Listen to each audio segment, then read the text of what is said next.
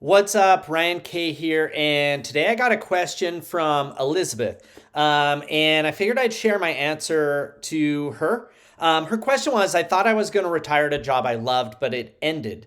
Now I'm not sure what to do next, and I'm scared to try new things. Is we dig into the email she sent me, she says, I just don't know what I want to do. My job ended, and I love that job, but now I don't know what's next, and I'm looking for my dream job.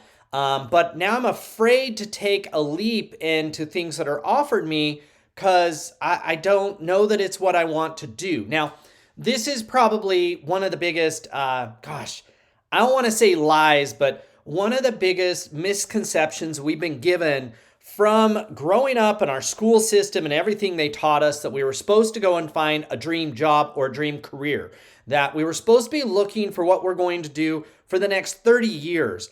And while that sounds awesome, that there are people, and especially the people that were impacting us on a daily basis in school, were teachers. And teachers decided to become a teacher, just like my mom was a second grade teacher, and she was a teacher her entire career. She taught pretty much first, second, or third grade for 30 something years. So for her, that concept that a career choice was a one time choice that you then stick to until you're done with your career was a very specific path that she was walking.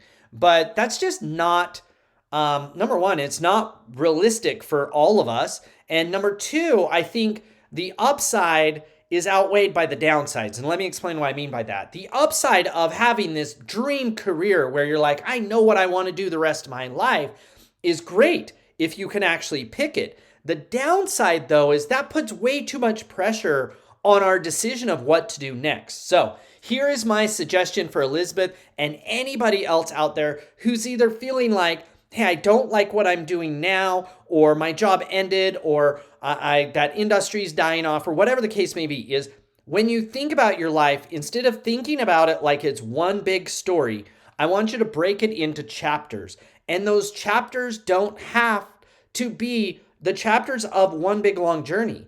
Literally, you can just start writing a new chapter. And that chapter doesn't have to land or last the rest of your life. It can last a couple years.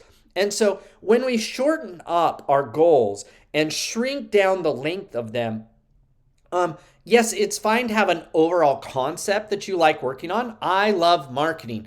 I love creating products. I love understanding and solving problems using technology. That's what I love doing. I love or want a career path along those lines or those concepts or those generalized themes of marketing and engaging with people and solving their problems, most likely using technology.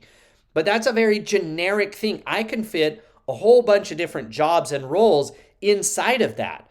And so when I think about what I want to do overall, you might be much more generic about where you want to be for the next 15 plus years. I love working with people. I love the XYZ, the software world. I enjoy the marketing concepts of that. Now shrink it down and say, what would be good to learn and experience in the next 1 to 3 years? What skills and abilities would I like to evolve and grow and enhance? And pick a job based off that. As long as that job is an upgrade, as long as it's moving you upwards, not in money, not in the career ladder, but in your overall ability to do things, to know things, to create value, then it's a good next move.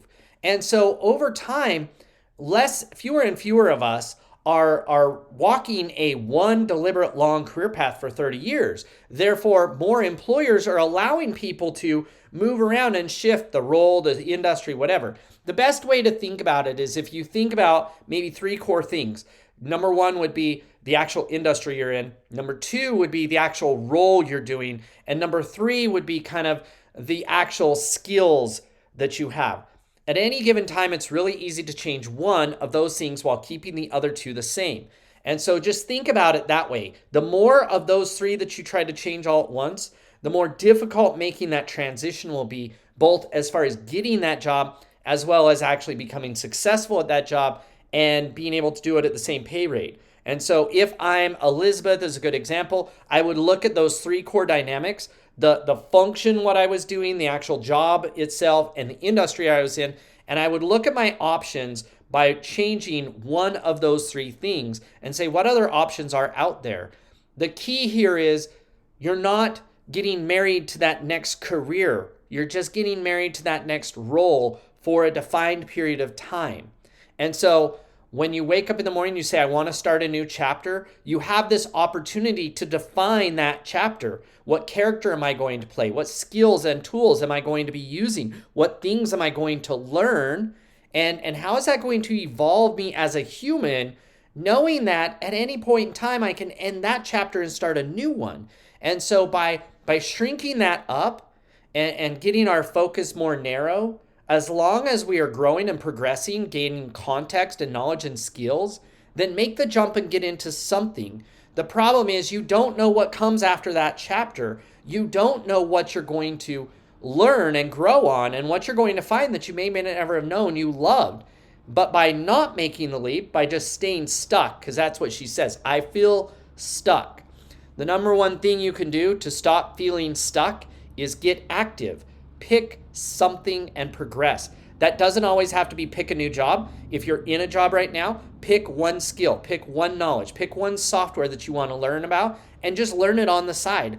The number one way to stop feeling stuck, the number one way to stop feeling uncertain, the number one way to reduce the amount of uncertainty is to get active and take a step forward somewhere. So if I'm Elizabeth, find a job that sounds interesting, find a job that sounds like it's intriguing, either the industry, the role, the company you're working for, and take a step towards that. Go ahead and accept that job. It's not going to harm you. You still can go get another job in 6 or 12 or 18 months. You're not there forever. You're not signing a contract. You're not saying that you're not signing up to do that same job at that same company for eternity. And no, job hopping, especially in transition periods, is okay.